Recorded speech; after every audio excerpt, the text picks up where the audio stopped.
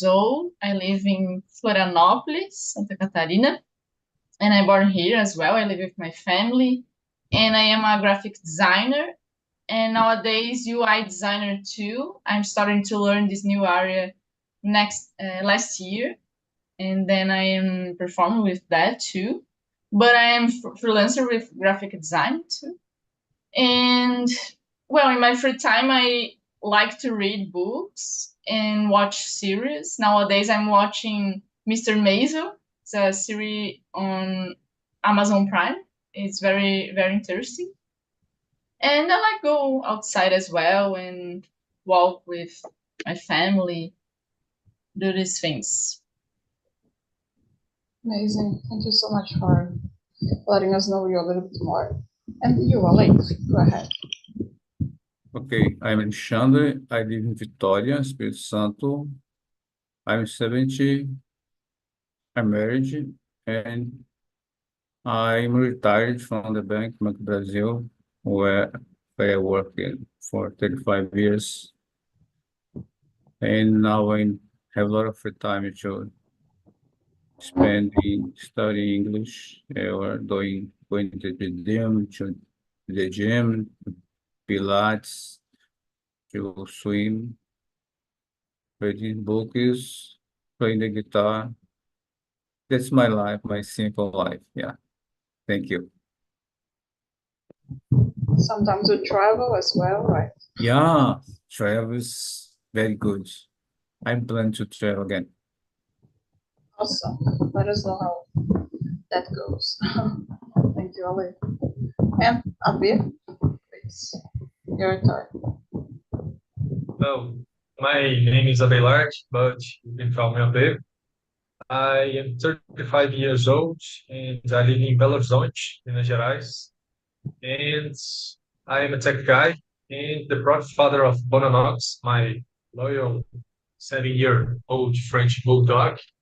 And I like to say, since he was a puppy, I fed him with natural food. And for the last 4 years, I have dedicated my passion for cooking and preparing his meals with meat, cooked meat.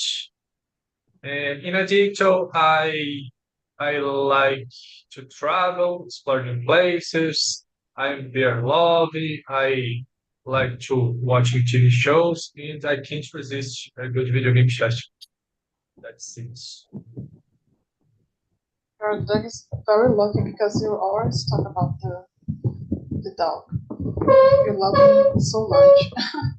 That's amazing. So just for YouTube, I'm Sarah. I'm gonna be hosting this meeting today.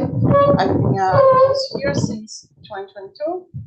I like to spend my free time with some friends. Like to learn languages. I speak English and also French a little bit. What else? I'm a dog person, just like a bit, and yeah, nothing more for now. So we have this topic, which are we're gonna discuss some proverbs, and we're gonna share opinions and our personal vision about them. Okay. Put something here because I know that maybe you're not familiar with them. Maybe they are new, so I summarize the meaning with shorter sentences in order to ease the conversation. So the first one, I'm gonna start so we can warm up a little.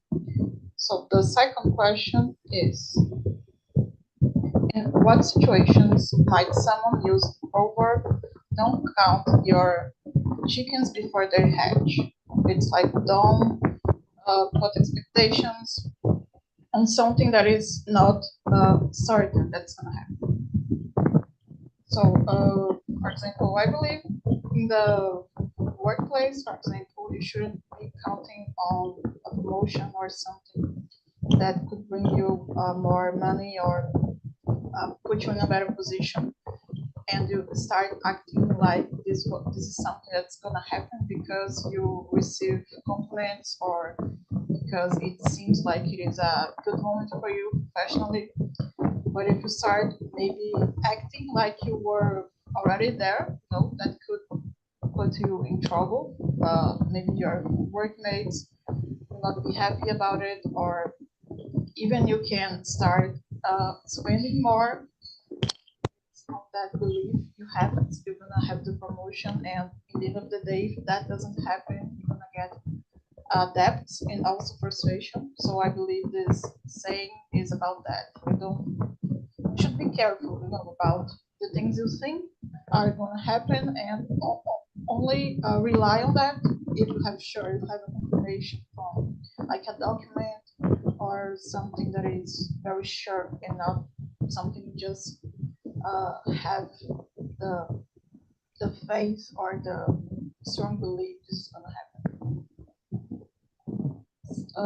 No, in Portuguese they say it's very funny, but I'm not gonna say it because I think it is it's not appropriate to say it. But maybe you guys know it is something about chicken as well and eggs. So if you know, you know. Isabel, what do you think? Well, I never listened this phrase before.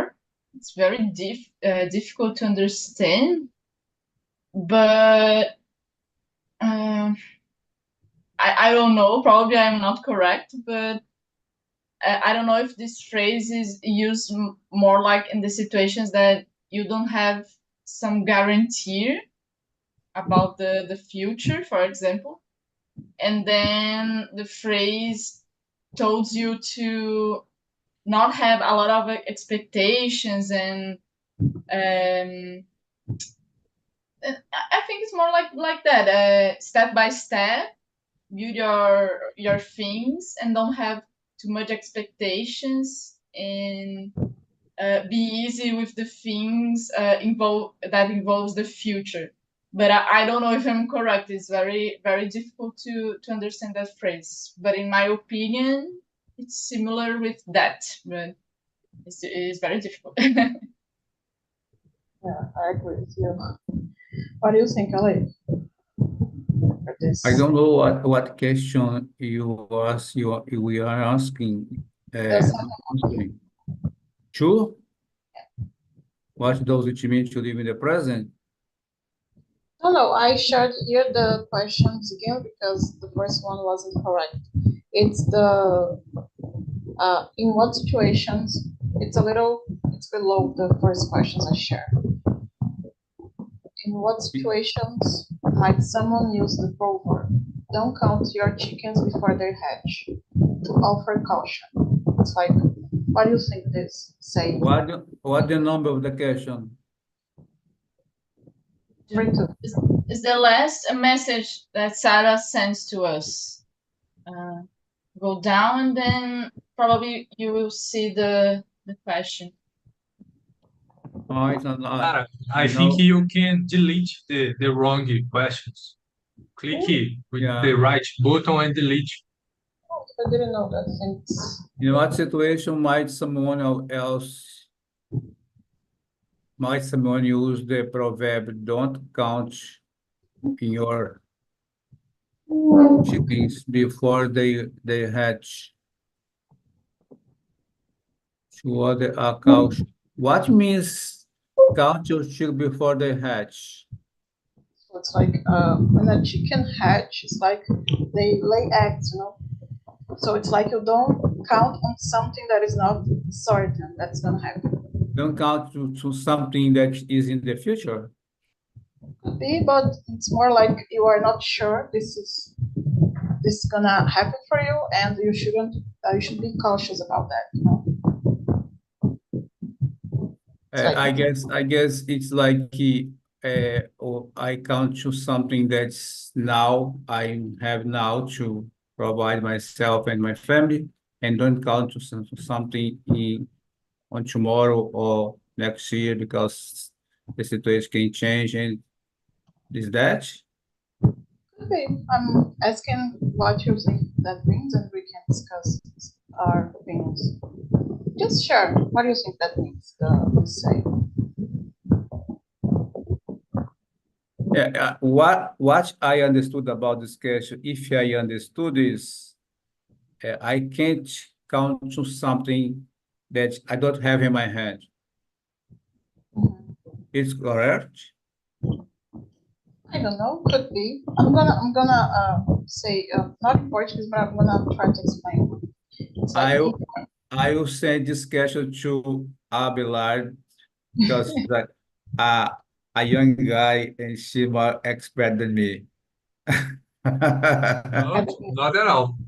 I think No? if I understand this question well, as Sarah and Isabel said, I think this question could be used to coach anxious people because anxious people always act premeditated and Ali, if you think I will try to explain you in my opinion, but this question, this proverb says, you do not count with chickens.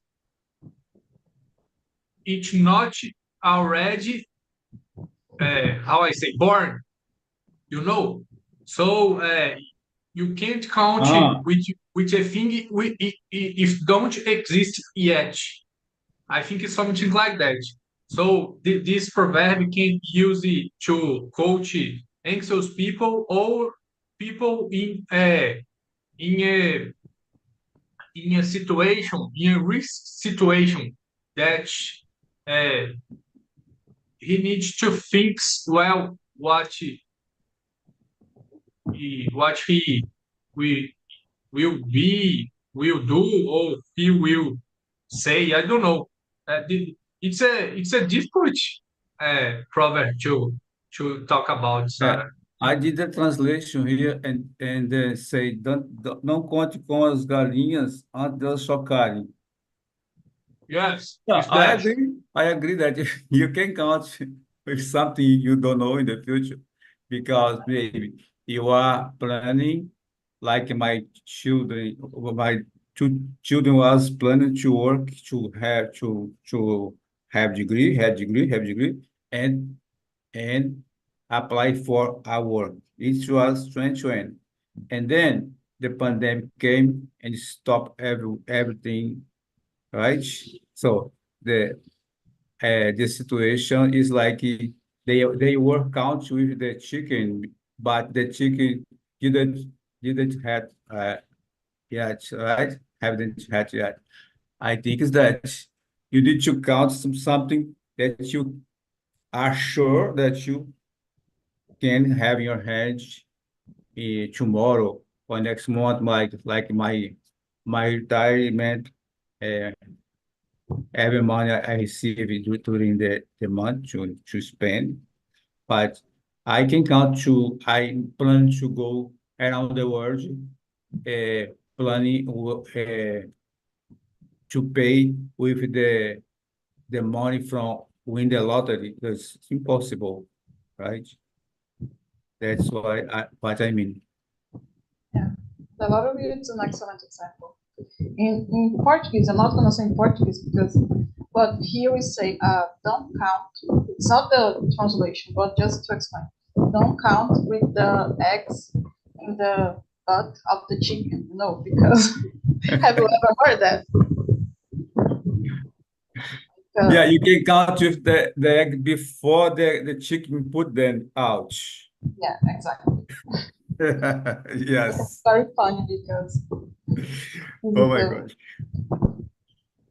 to be impulsive and count with something we don't have just out of expectations and hope sometimes. Okay, number 3. Abe, can you start this one?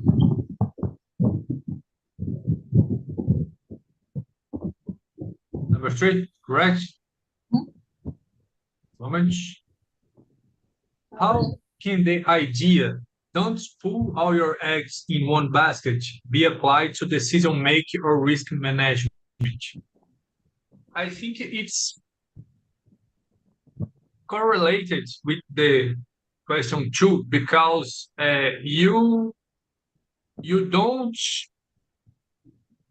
try all your options or all your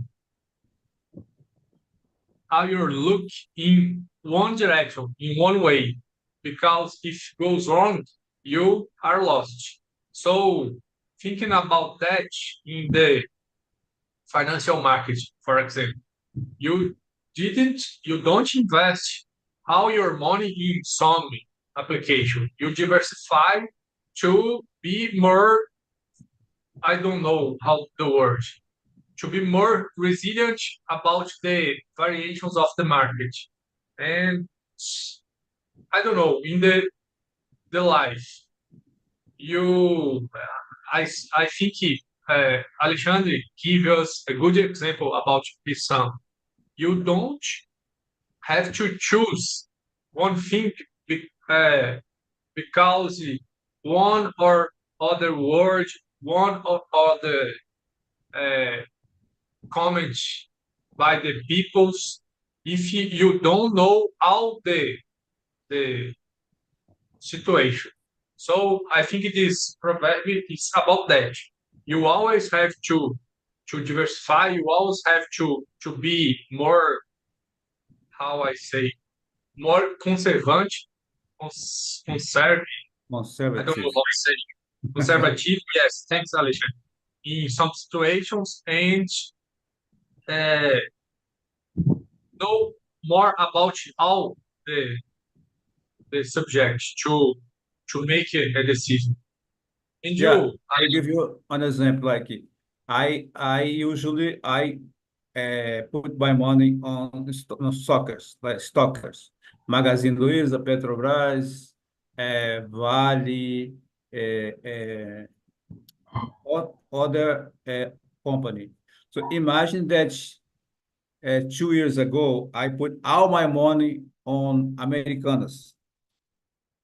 Americanas was just one basket, right? And I put all my money on Americana, and Americana fell down so hard, and then my money went to, right? I lost my money. So that you need to put your eggs in different baskets, right? Because if the bears come to get some eggs that are different baskets, maybe you can save some eggs. Right. I don't know. I think that. Perfect. We even say now, Pode Americanos, like it failed. You know, we have this saying, I don't know, this way of talking about something that didn't go right. Thank you for sharing, guys. And you, Lisa, what do you think? Yeah, my opinion is related with your opinions too, guys, about financial market. And I understand the same. You need to put your investments in a lot of baskets, so you will have more guarantee with this return, I think. And probably it's not too much risk to lose your all money or even have this problem. So I understand in the same way about financial markets, and maybe about our another topics in life.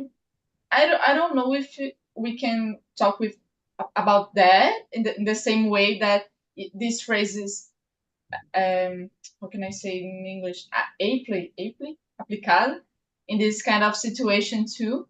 But for example, nowadays there is a conversation that the people need to learn more about different areas in the job for your job, because probably you will have different careers in your entire life.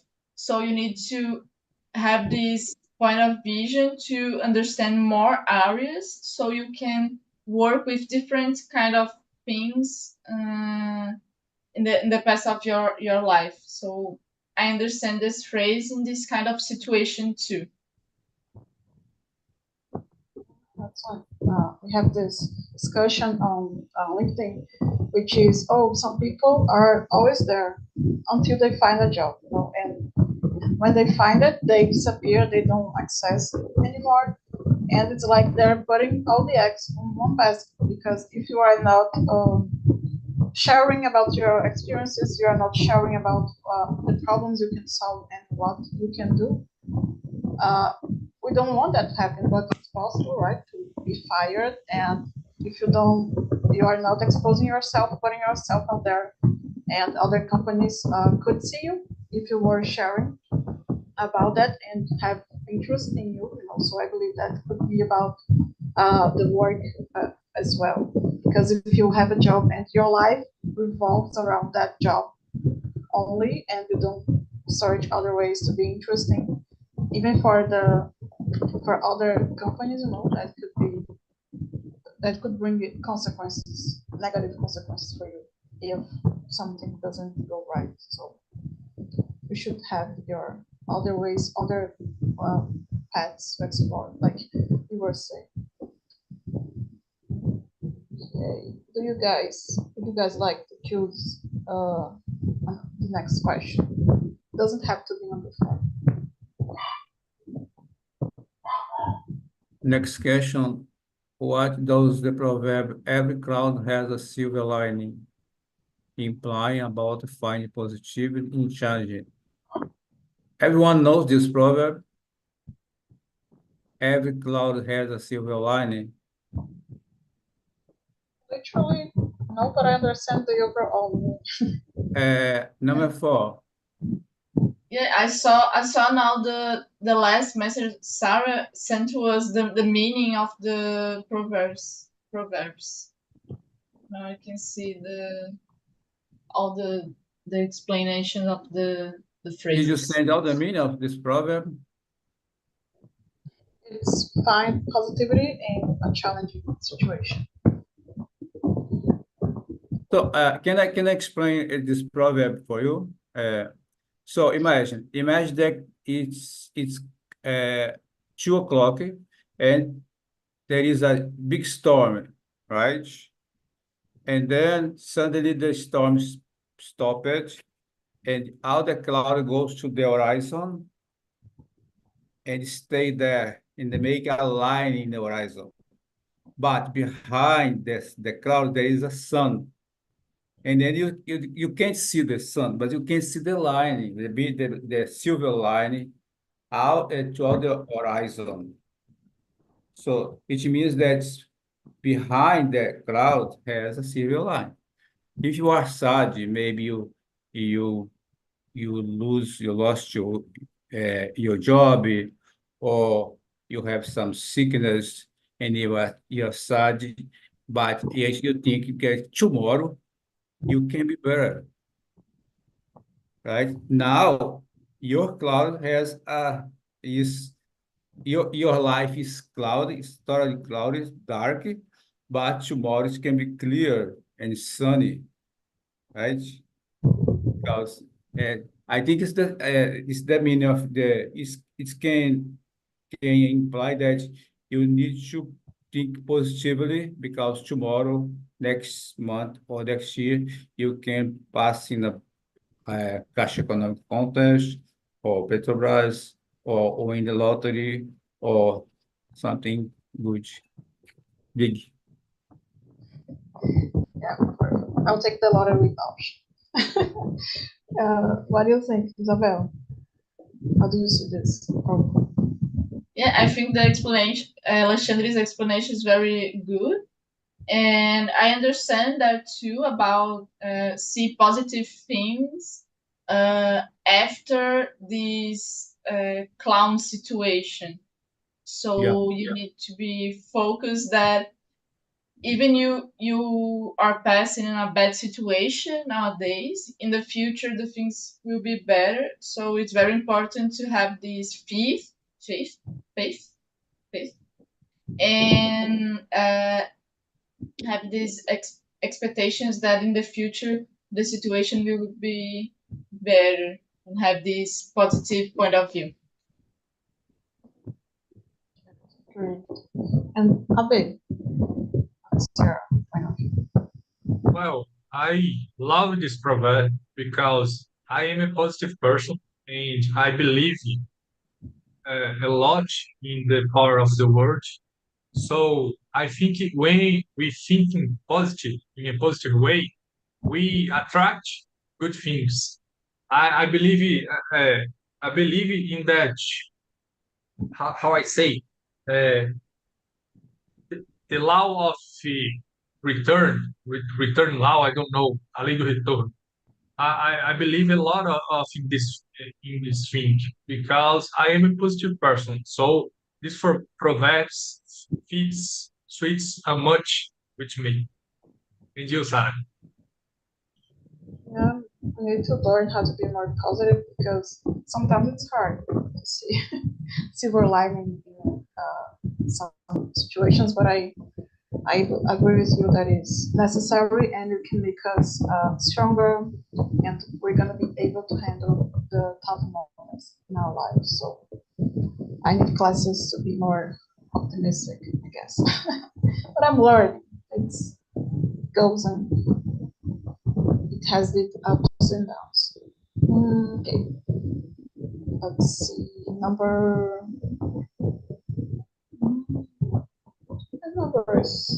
5. It's good, I guess. Good, I like this one. Isa, can you start? Sure. Let me see. How might haste makes waste relate to the importance of patience in various tasks. Okay, let me see if I understand. The meaning is rush leads to mistake.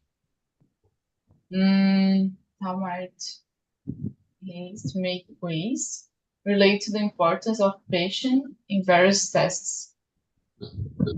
Okay, I don't know the rush meaning. I need to search that. Rush meaning. When you do something very fast without. Okay. And haste, I don't know the meaning too. I guess the sense it says a pressa inimiga da perfeição. Okay. Thank you, Lucian. Thank you, Sal. Okay. Now I understand. Okay. Well, I use this phrase a lot in my life, but in the English I don't take the reference. But yeah, of course, it's related with the you need to be patient with a lot of kind of situations to do a good job, or even be patient and expect that in the maybe it is related with the another question, number 4. Be patient with the situation that will be better in the future. So you need to expect that too, and don't do the things very rush things to do the things correct in the correct way. It's my opinion. Can you choose someone? Sorry, I forgot. Go on, Alexandre. What do you think? Yeah, I think it's that you need to do something, have patience to do something right. I'd like add to you to put some focus. Maybe you think I need to be patient to do something or to improve my English, but you need to study, right? So you can be patient to have a good job, to pass in a big contest, but you need to study to prepare yourself to get this achievement, right? Abelard. Well, I was searching here a post I did in LinkedIn about this proverb. If you how I say quiserem, if you huh? What? If you want to read more about, I put the link here in the chat. But it was about an article I read. If it says about the seals mulch, and it has a phrase. He he said something similar about this proverb, Sarah. Let me get the phrase here to share it too. A moment, please. I have too many windows open. But the phrase is slow is much is fast. It's a top top guy of the CEOs that said this phrase, and I agree. Uh, as someone said, the, the rush is enemy of perfection. I don't know. And when we think it's not the destination and it's the journey, we can enjoy more about the the learning, the experience in the way. I don't know. Uh, Nowadays we live in a rush world, and we have these acronyms like BANI, VUCA, and we have to be resilient and with a health mental to to live and be more concise in what we do. I don't know. I think it's something like that.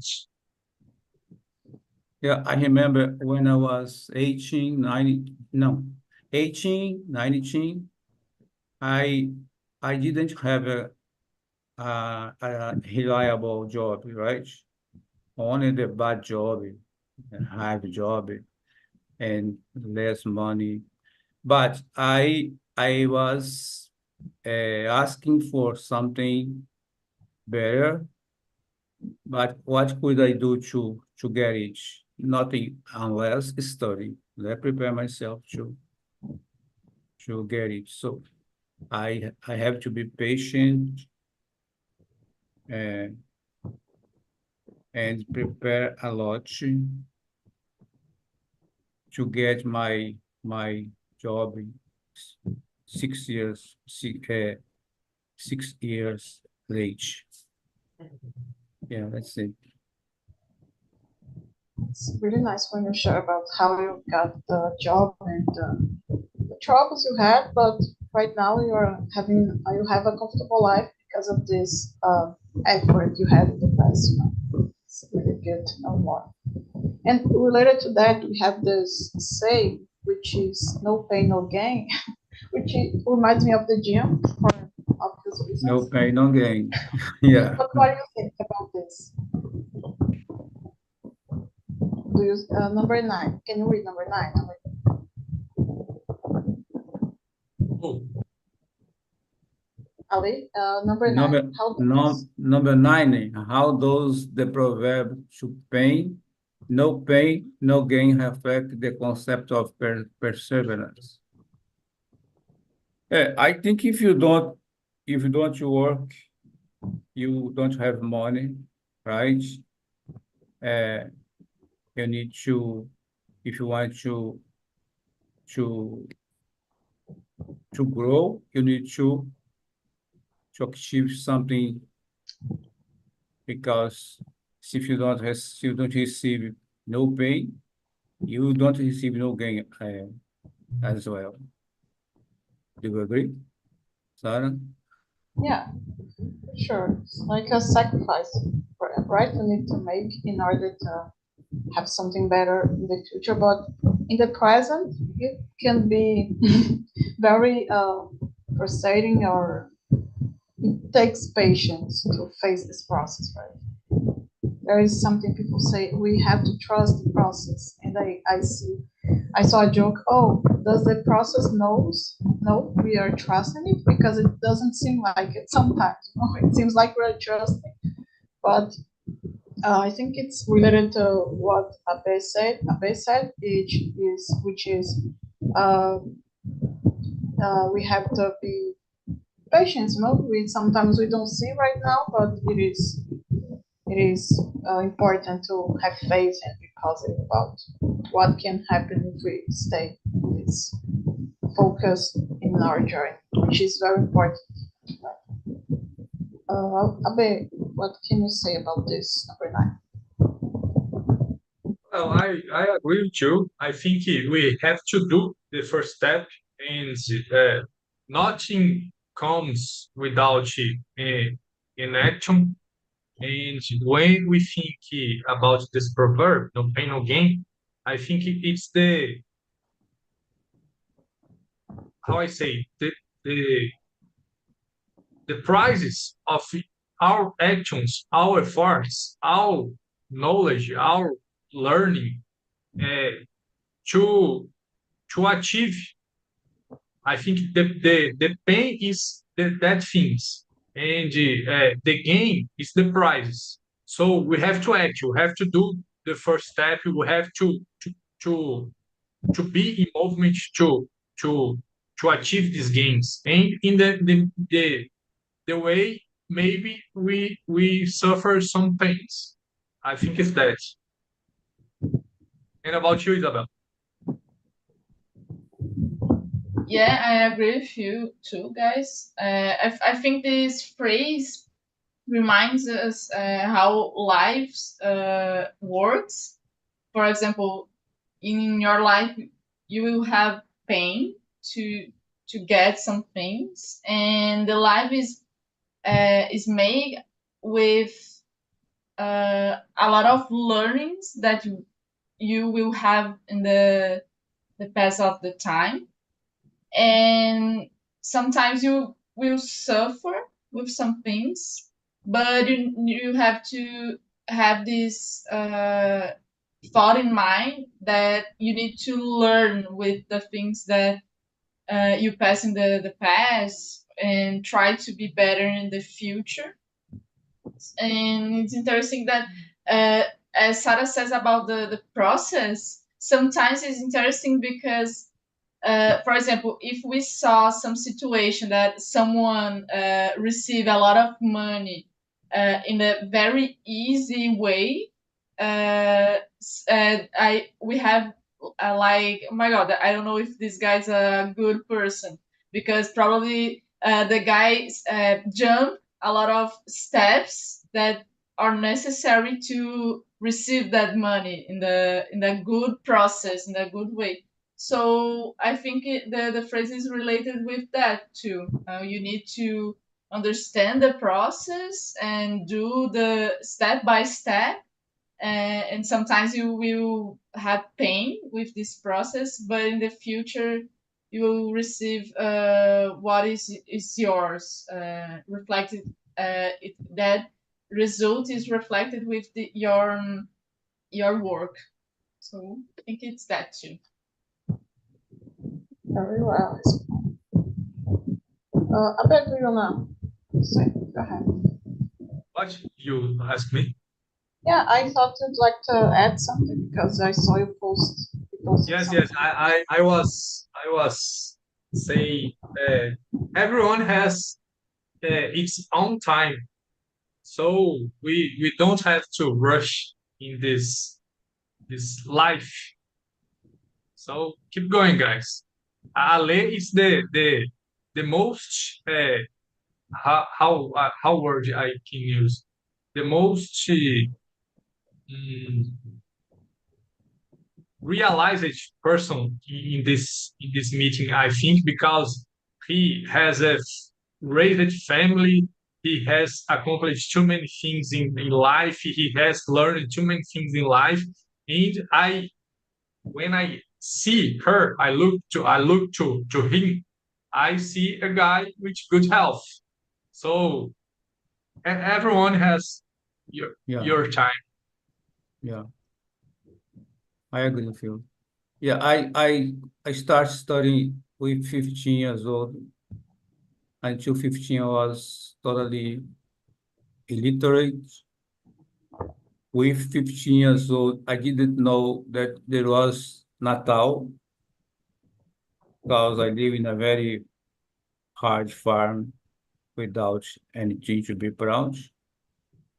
But uh, I need to be patient, to resilient, but focus on something that could help me in the maybe 10 years late when I could pass in the Banco do Brasil contest. But it was very hard. Maybe selling the lunch to buy the dinner, you know?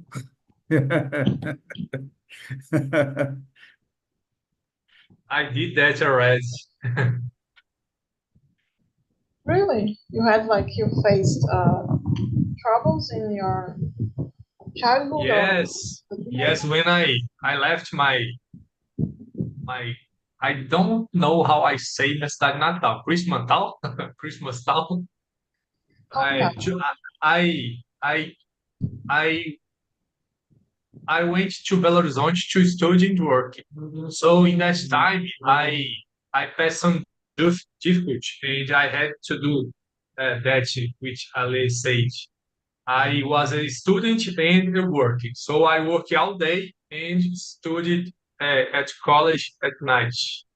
So some days I have to sell my lunch to dinner at night. To buy the dinner. Yes. You can see on the internet people are waking at 4 a.m. in the morning to study before working for 8 hours, and I really admire that because that's some commitment, and vision for the future. I think there is. It is sad that people have to sacrifice their well-being. Sometimes they can't sleep well or they can't spend time with their families, but I believe that it's something temporary, so it's for a better future. So I completely understand why they have to do that. Let's finish with the question number 10. Let me see. Abe, can you start this one? Which question? The last one, number 10. Okay. How does the proverb, don't bite the hand that feeds you, emphasize the importance of showing gratitude and respect towards those who support or provide for us? I challenge question. Let me think about how does it bite the hand that feeds you. Well, I don't know. I think it don't have it, this question don't have a right or wrong answer because depends the as we are talking about like here for some examples with Ale and myself.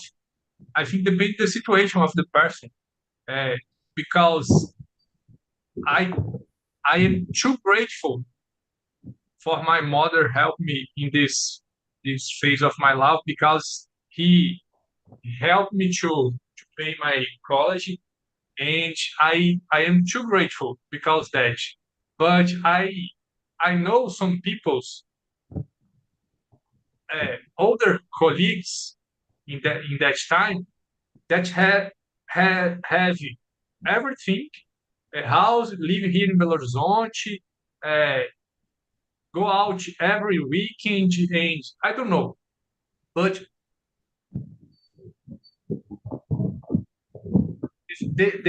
their parents pay their college, but they didn't has this, I don't know, gratitude as I I have for my mother because they always have everything. So for they that is just one more thing. I don't know. Depends of the situation, depends of the people, depends of the how I say the creation of how that people grow. I don't know. And you, Isabel? Yeah, my opinions is related to this phrase is very important to remind us that we need to be grateful the things that our parents and the person that was responsible for us did to us and support us. So, in my opinion, instead, it's a phrase that emphasizes and that exists to remind us this respectful that we need to have to another person, or parents, or a responsible person that take care of us when we was young. And what about you, Alexandre? What do you think? Yeah, I think that being grateful is the word, the bigger word to show your gratitude for someone who helped you when you need help, right? Uh, Maybe the parents support the kids until the university, and when they became a doctor, a lawyer, or an engineer, they they have it, they get married, they went to live in a different house, and then their parents become sick. And now at that time that the kid need to help their parents. Be grateful with them. You help me a lot. Now it's time for me to help you. But it doesn't happen. People maybe put their parents in like asilo. It's very hard, right? Sarah. Yeah, I think it's very hard to not judge, but to analyze each situation.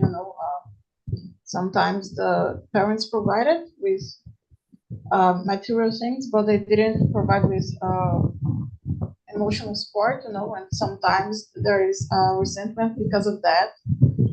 But I think it's fair that you give back in some level, but sometimes this lack of support for older parents, or for you are not there to be with them because maybe there is some grudge, something that happened in the past and you couldn't overcome these feelings and this negativity. So I believe that could be maybe the reason, because the reason why some children grow some distance from their parents. But it's very hard because each family is like a whole world. So Yes. being grateful, definitely, if you had everything you needed and you have good family, you receive love, support, and the material stuff as well, because we cannot live without a good base, right? So I believe it is essential to show that for, like Isabel said, sometimes not your parents, but a teacher or someone who was there for you. Guys, I want to thank you. I want to be grateful because you guys were here. Thank you so much. I shared the link for the survey as usual. Okay. Do you have anything else you'd like to say or to comment? It was very, very nice, the conversation. And the questions are a challenge, and then these make me to learn more words and terms too. Very interesting. Nice. That was the goal. One of the goals. And next week, we're going to talk about small victories, how to celebrate accomplishments, even if it's not winning the lottery. So if you would like to join, please come. Okay. Thank you and have a good day. Thank you very much. Bye bye, Bye guys. bye. Thank Thank you. you.